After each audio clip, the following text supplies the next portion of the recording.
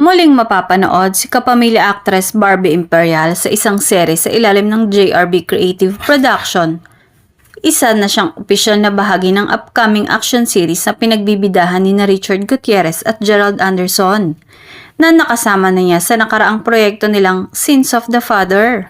Kasama rin sa cast ang mahusay na aktres na si Bella Padilla na magdadala rin ng kakaibang kilig at drama sa serye. Sa kanyang career, kilala si Barbie sa versatility niya bilang aktres.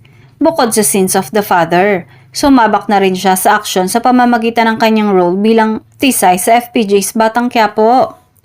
Ipinakita niya rito ang kanyang kakayahan sa action sequences at napatunayan na kaya niyang gampanan ng mga challenging roles sa telebisyon. Sa pagsali ni Barbie sa bagong proyekto, ay isang hakbang para mas maipakita ang kanyang talento sa action genre.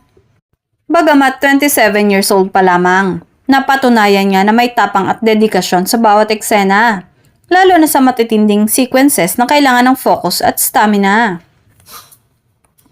Para sa mga kapamilya fans, exciting ang magibahagi ni Barbie sa seryeng ito dahil makakasama niya ang ilan sa mga pinakakilalang action stars sa industriya. Hindi lamang siya magdadala ng sariling charm at kilig factor, kundi makikipagsabayan din siya sa mga big names sa action scene ng bansa. Bukod sa action at drama, inaasahang magiging memorable rin ang chemistry ng cast sa screen.